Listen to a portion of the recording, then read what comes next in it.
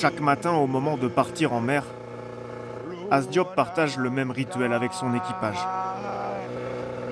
Tous font partie de l'ethnie Lébou, la communauté traditionnelle de pêcheurs au Sénégal. Je fais des prières pour que la pêche soit bonne.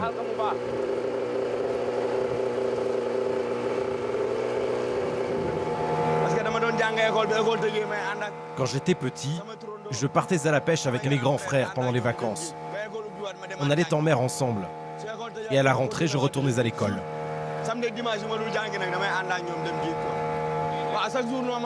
Chaque jour, je pars pêcher. Quand tu es pêcheur, il n'y a pas de samedi ni de dimanche. C'est tous les jours. Tous les jours.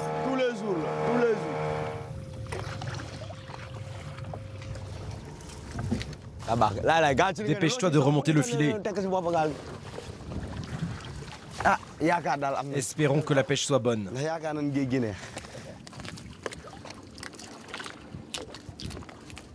Des sardinelles, des chinchards et quelques rougets sont attrapés, mais comme d'habitude, la pêche est décevante. En retirant le coût du carburant, chaque pêcheur va gagner l'équivalent de 2 € seulement aujourd'hui. À peine de quoi se payer à manger pour la journée. Dans les années 90, il y avait bien plus de poissons. Tu allais en mer et tu gagnais 150, 200 €. Mais actuellement, rien que pour gagner 15 €, c'est très difficile. Et encore, si tu arrives à gagner 15 €, tu dois les partager avec tout l'équipage. Tu te maries, tu as des enfants, tu es toujours à la charge de tes parents.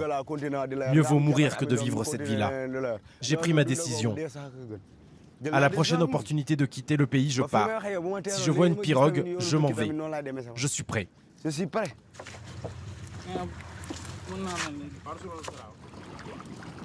Le Sénégal est pourtant le deuxième producteur de poissons d'Afrique de l'Ouest, avec des eaux réputées parmi les plus poissonneuses au monde. Mais aujourd'hui, les pêcheurs artisanaux souffrent à cause de la concurrence de chalutiers européens et chinois.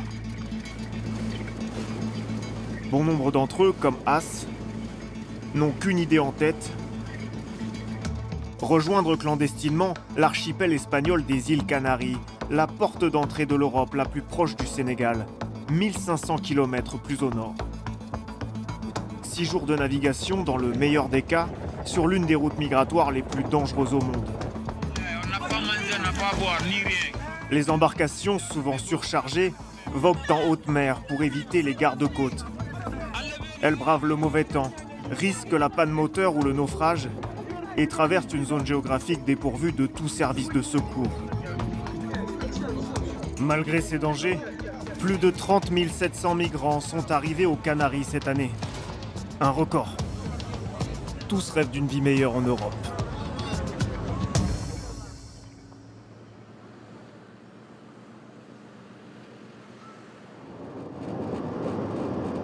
Cet espoir, Mustapha Diouf aussi l'a eu. Cet ancien pêcheur a failli périr en mer en 2006 en tentant la traversée vers l'Espagne. 11 de ses compagnons de pirogue sont morts de soif ou de fatigue. Un traumatisme qui a suscité en lui une prise de conscience. Aujourd'hui, il consacre sa vie à lutter contre ces départs de pêcheurs. On m'a signalé qu'il y a un départ, un pirogue, chez des jeunes pêcheurs. Bon, il y a quelques personnes qui ne font pas la pêche, mais la majeure partie fait la pêche. J'ai voulu que le monde entier connaisse ce qui se passe, que les gens comprennent que les pirogues n'ont pas s'arrêter. Il est 4 h du matin. Mustapha nous emmène à Tiaroy-sur-Mer, le village de pêcheurs où il est né, pour assister à une scène qui se répète sur les côtes de tout le pays. Sur la plage, des jeunes préparent leurs pirogues, mais ils ne partent pas pour pêcher.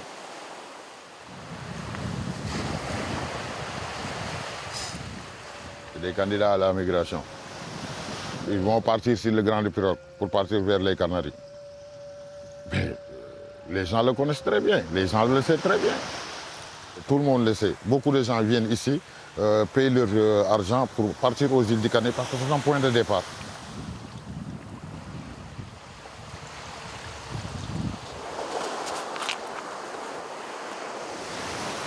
Na ngeen def ça va yéen a ngi si jàmm man bu ma sañoon da ngeen di am. comprends nga parce que ngeen jóge fii di dugg ci géej gi man du lu ma gënal yàlla na leen yàlla yóbbu ci jàmm.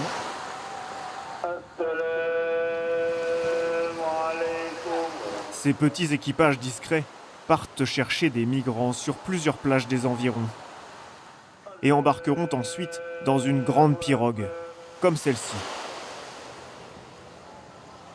Alors que le jour commence à se lever, une quarantaine de personnes montent à bord.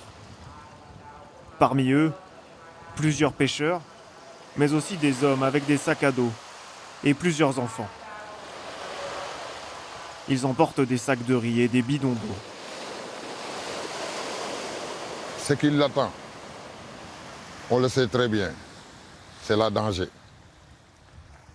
Parce que ça ne va pas dire que si tu prends un pirogue, tu arriveras aux îles des Canaries. Il y a la tempête. Tu peux disparaître, tu peux mourir. C'est la suicide pour moi, c'est la suicide. Il faut arrêter ça. Cette pirogue est arrivée aux îles Canaries 6 jours plus tard, avec tous ses passagers sains et saufs.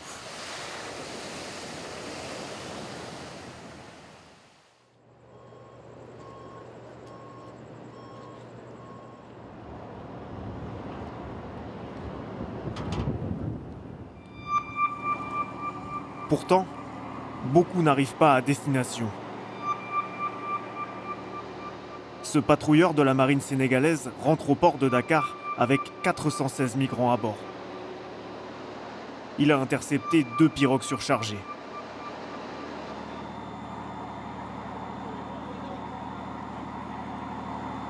Chaque personne a dépensé 500 € en moyenne pour rejoindre l'Europe, en s'endettant parfois. Alors certains préfèrent se cacher le visage pour dissimuler leur échec. L'armée sénégalaise affirme avoir intercepté 5 fois plus de migrants que l'an dernier. C'est vrai que cette année, on a constaté une hausse. Rien que cette semaine, nous avons intercepté 6 pirogues, donc entre lundi et aujourd'hui, et on est à plus de 1000 personnes interpellées, 1099 exactement. Notre rôle en mer, c'est d'essayer d'intercepter ces pirogues, de les amener à quai. Et maintenant, c'est à la police et donc les administrations compétentes qui vont mener l'enquête pour essayer de voir exactement d'où viennent ces pirogues.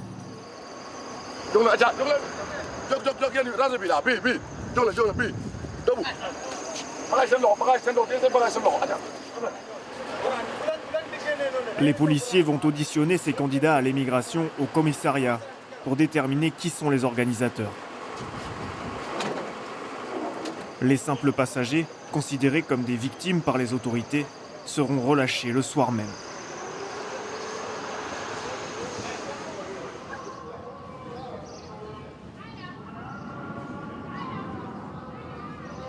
Les passeurs, quant à eux, encourent jusqu'à 10 ans de prison, mais sont attirés par l'appât du gain.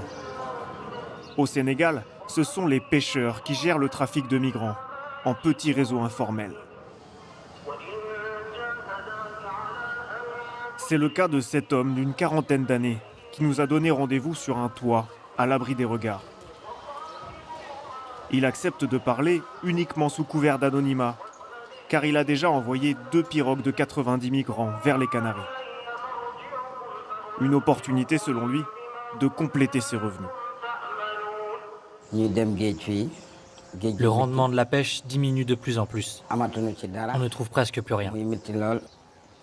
Le matin, tes enfants sont là, tu n'as rien à leur donner pour qu'ils mangent, tu n'y arrives pas. C'est très difficile pour nous. Très très difficile. Ce sont ces difficultés qui nous poussent à prendre ce risque de devenir passeurs. Nous sommes entre 10 et 15 personnes et chacun a un rôle. Je m'occupe d'acheter la pirogue. Lorsque j'ai trouvé une pirogue, je cherche un moteur. Un autre s'occupe d'acheter du carburant. Un autre des réserves de nourriture jusqu'à ce que tout soit réuni. Je peux demander à un de mes gars de ramener 40 clients. Et à un autre de ramener 25 clients, par exemple.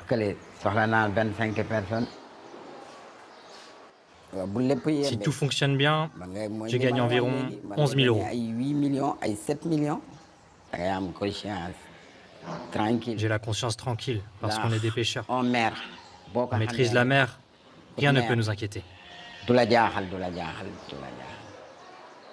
Profiter? Non, je ne profite pas de la situation. Ce sont eux. Ce sont les gens qui veulent partir.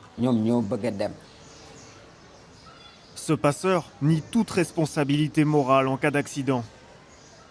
Il prétend rendre service et prévoit d'ailleurs d'embarquer avec sa famille sur la prochaine pirogue pour les Canaries.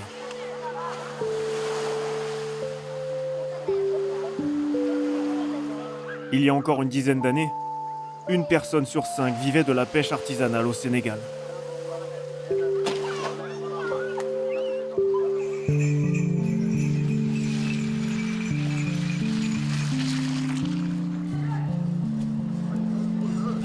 Dans les villages côtiers comme celui d'As et de ses amis, plus de 3/4 des pêcheurs ont vu leurs revenus chuter. Ici, le sujet de discussion principal n'est plus la pêche, mais comment réunir l'argent pour partir.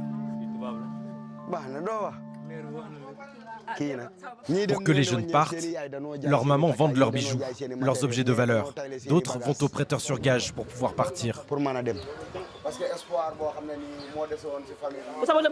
Moi, si mon fils me dit qu'il veut partir, alors je l'encourage. Je veux que tout le monde parte d'ici. Vous voyez ces jeunes, ils sont comme mes enfants. S'ils partent, moi aussi j'en bénéficierai. As a déjà rejoint à 2 reprises les îles Canaries clandestinement, avant de se faire expulser à chaque fois.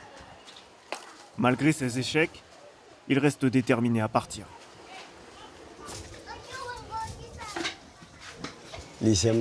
Voilà, ici c'est chez moi. Lui, c'est Moustapha.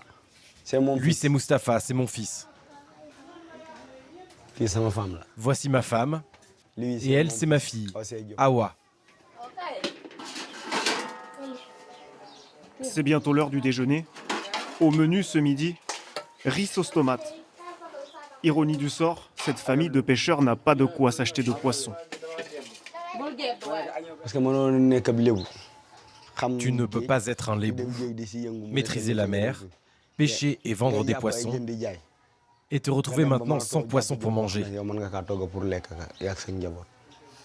C'est une honte. C'est une honte. Dans les familles, personne ne parle du jour du départ, par superstition. Comme lors de ses dernières tentatives, As ne préviendra pas sa femme. Il ne nous avertira pas. Tu n'es au courant qu'au petit matin. Tu poses des questions et on te dit qu'une pirogue est partie. Et tu te rends compte qu'il a embarqué dedans. La dernière fois, on s'est levé un beau jour et on nous a dit qu'ils étaient partis. On n'y peut rien.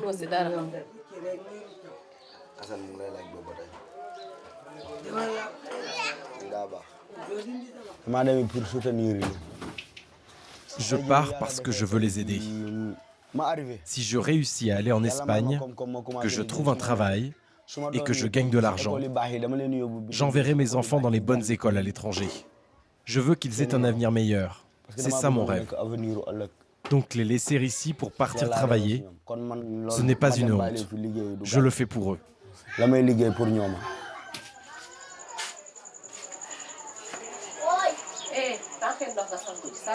Pour payer son passage, As tente de vendre son bien le plus précieux, son filet de pêche.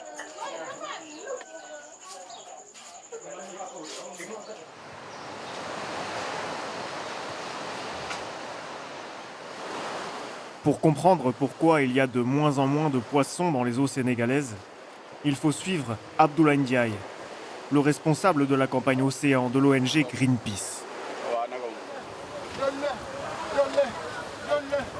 Voilà, c'est bon. On y va. Il dénonce les accords de pêche entre l'Union européenne et le Sénégal, coupable selon lui d'une concurrence déloyale envers les pêcheurs artisanaux. Chaque année, ces bateaux européens peuvent prélever jusqu'à 10 000 tonnes de thon et 1750 tonnes de merlu dans les eaux sénégalaises, en échange d'une contrepartie financière d'environ 3 millions d'euros. Une somme dérisoire payée au gouvernement sénégalais, dont les villages côtiers ne profitent pas. Mamadou, vous voyez ce navire-là? C'est un navire de l'Union européenne. Corona del Mar, vous voyez le drapeau, déjà c'est un bateau français. Et nous, on va essayer d'aller là-bas pour le voir, regarder ce qu'il fait. Ok. Étant quelqu'un de la communauté des pêcheurs, étant issu d'une famille de pêcheurs, mes parents étant des pêcheurs, mes jeunes frères, peut-être mes fils demain, ils seront des pêcheurs. Moi, j'ai un sacerdoce de me dire que je dois protéger cette mer pour les générations futures. Après 1h30 de navigation, il localise ce thonier. La loi sénégalaise interdit à ce type de navire de pêcher à moins de 6 000 nautiques des côtes, soit 10 km, pour préserver la pêche artisanale. Mais cette règle est souvent enfreinte. Ce qu'il faut, c'est d'avoir l'image de ce navire qui soit ensemble avec ses relevés GPS. Donc dès que tu as ça, tu prends la photo comme ça et rac. Personne ne pourra dire que le bateau n'a pas été là. Si ce bateau pêchait en dessous des zones des 6 miles, il est en infraction. C'est nous qui devons tout faire pour que ces informations-là puissent arriver aux autorités compétentes. Ce chalutier français n'est pas en train de pêcher. Il n'y a donc rien d'illégal. Les militants de Greenpeace n'enverront pas leurs photos aux autorités cette fois. Mais ils trouvent tout de même sa position proche des côtes suspecte. Et voilà. Il y a une formation. Dès qu'ils voient des pêcheurs s'agiter un peu autour des bateaux, ils ont des craintes. C'est du pillage des Européens, c'est du bradage des Africains. Nos gouvernements bradent les ressources qui sont destinées à leur population. Les Européens viennent piller les ressources sénégalaises pour l'amener pour eux et laisser nos enfants dans une situation d'extrême pauvreté. Ce qui pousse certains de nos fils aujourd'hui à prendre les pirogues et se dire nous allons sortir de ce pays pour aller trouver des choses meilleures ailleurs. Donc ils ne peuvent pas prendre nos poissons et après nous dire non, vous, il faut que vous reteniez vos enfants. Vous ne voulez pas de nos enfants chez vous, mais vous voulez de notre poisson chez vous. Soyons raisonnables. L'autre principale cause de la chute des réserves de poissons, ce sont ces chalutiers chinois. Au retour près du port, Abdoulaye nous montre ces mastodontes de 40 mètres de long, capables de pêcher 30 fois plus qu'une pirogue traditionnelle. Les plus gros peuvent capturer jusqu'à 60 tonnes de poissons en 20 minutes et raclent les fonds marins sans distinction. Pourtant, aucun accord de pêche n'existe entre Dakar et Pékin. Ces navires utilisent des prête-noms locaux pour obtenir des licences de pêche sénégalaises. Un stratagème très répandu.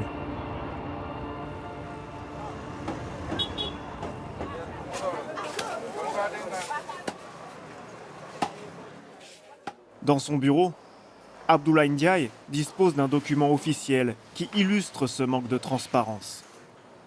Il s'agit d'une licence de pêche attribuée le 18 juillet dernier à un chalutier chinois. Le ministre de tutelle s'était pourtant publiquement engagé à ne plus attribuer ce type d'autorisation. Mais ce document a fuité. C'est une licence d'un nom complètement chinoise. Ce bateau a demandé une licence sur une pêcherie qui est surexploitée. C'est pourquoi je dis que la responsabilité principale, c'est de la responsabilité de l'État du Sénégal. C'est à eux de se dire, nous devons gérer durablement ces pêcheries, nous ne devons pas donner des licences n'importe comment. Greenpeace ainsi que toutes les autres organisations de pêche du Sénégal, depuis plus de 5 ans, demandent à l'État du Sénégal de publier le listing des navires de pêche industriels autorisés à pêcher au Sénégal. Le Sénégal ne l'a jamais publié. Pourquoi il ne veut pas le publier? parce qu'il ne veut pas que les gens découvrent le nombre de bateaux qu'elle a fait entrer dans cette pêcherie. Est-ce qu'il y a corruption ou non? Je ne saurais le dire. Je ne suis pas dans le secret de ce qui signe et de ce qui ne signe pas. Mais ce qui est sûr, c'est qu'il y a un bradage des ressources halieutiques sénégalais, que ce soit dans le cadre des accords, que ce soit dans le cadre des licences. Au Sénégal, le sujet est sensible. Malgré nos relances, ni le ministère de la Pêche sénégalais, ni la délégation de l'Union européenne dans le pays n'ont donné suite à nos demandes d'interview.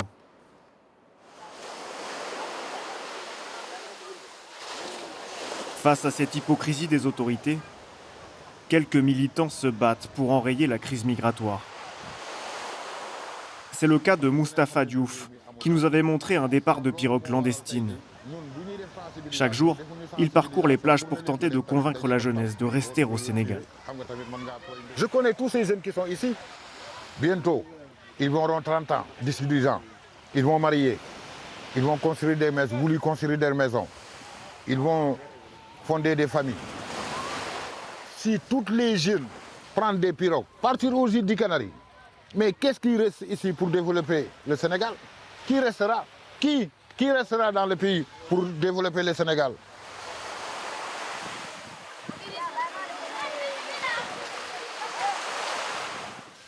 Prenez place.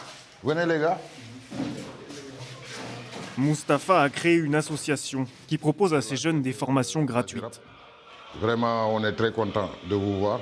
Qui pense de partir faire l'immigration en Europe? Vous pouvez lever leurs mains. Le Sénégal a besoin de toi. On peut rester ici, travailler ici. On peut rester ici, réussir ici. On peut rester ici, faire quelque chose. Vous êtes capable de le faire. Aujourd'hui, le formateur leur transmet des bases de gestion, difficiles à assimiler pour de jeunes pêcheurs comme Atoumane, qui bien souvent ne savent ni lire ni écrire.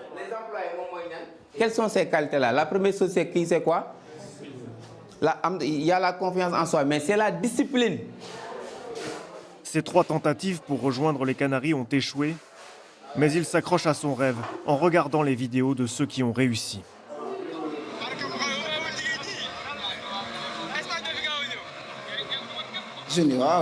C'est ça l'avenir des jeunes. La moitié de mes amis sont partis. Tant que je vis, je ne me découragerai jamais. Même si je me fais refouler une 4e fois, je tenterai une 5e fois. Depuis tout petit, j'ai toujours travaillé en mer. Je ne suis jamais allé à l'école. Je pêche depuis toujours. Peut-être qu'on peut réussir ici, et moi ce que je crois, c'est que si je vois une pirogue demain, je pars.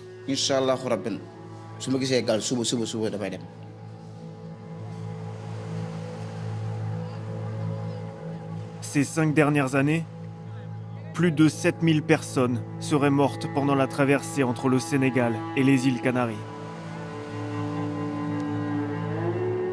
La majeure partie de ceux qui arrivent sur l'archipel espagnol est transférée dans des centres de rétention en Espagne continentale. Là-bas, leurs demandes d'asile sont la plupart du temps refusées. Ils deviennent alors des sans-papiers, sous la menace d'une expulsion vers leur pays d'origine.